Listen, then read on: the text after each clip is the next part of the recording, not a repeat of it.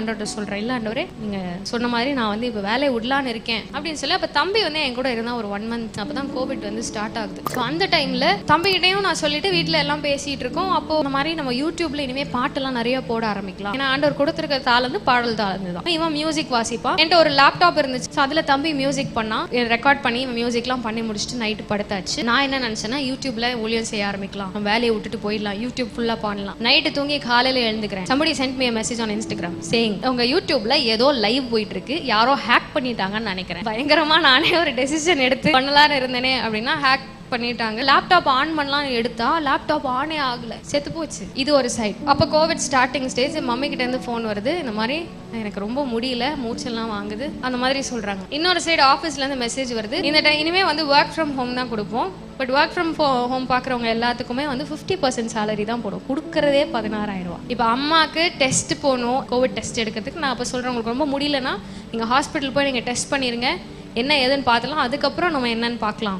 இன்னொருத்தவங்க ஒரு சிஸ்டர், ஒரு ஹஸ்பண்ட் அண்ட் ஒய்ஃப் கால் பண்ணி சொல்கிறாங்க, ரொம்ப கோவிட்ல ஹஸ்பண்ட் முடியாமல் இருக்காரு, 80% அவங்களுக்கு இன்ஃபெக்ஷன், லங்ஸ் இன்ஃபெக்ட் ஆகிடுச்சு. அண்ட் அவங்க ஒய்ஃபுக்கும் ஒரு 40% ஆகிடுச்சு. we were praying, ஆண்டவரே நீங்கள் ஒரு அற்புதத்தை செய்யணும் அப்படின்னு சொல்லி நாங்கள் ரொம்ப வைராக்கியமாக அவங்களுக்காக ஜோம் பண்ணிட்டு இருந்தோம். அவங்க சொல்கிறாங்க அவங்களுக்கு சுகம் கிடச்சிருச்சுன்னு. எங்கள் அம்மாவுக்கு 40% லங்ஸ் இன்ஃபெக்ட் ஆகிடுச்சு. யூடியூப் போச்சு. எனக்கு அங்கே என்ன பண்ணுறதுன்னு தெரியல. எல்லாமே அடைக்கப்பட்ட ஒரு சூழ்நிலை. ஆனாலும் ஆண்டவர் கூப்பிட்டு அந்த சத்தம் கேட்டுனே இருக்கு, நினைவுல இருக்கு. ஆண்டவருக்காக நான் ஓடணும். இந்த ஒரே ஒரு டெசிஷன் தான். நானும் தம்பியும் உடனே சென்னையிலேருந்து நான் கிளம்பி வந்துட்டேன் கோயம்புத்தூருக்கு. வந்ததுக்கப்புறம் தான் நான் ரெசிக்னேஷன் லெட்டர் எல்லாமே எடுத்தேன். லைக் என்னோட அம்மா உடம்பு சரியில்லாமல் இருக்காங்க, அவங்களுக்கு நான் பார்த்துக்கணும் அப்படின்னு சொல்லி. ஆண்டவரே நீங்கள் ஊழியத்துக்கு கூப்பிட்டேன்னு எனக்கு நிறைய சவுண்ட் வந்துச்சு. அதை நம்பி நான் வேலையும் விட்டுட்டு வந்துட்டேன்.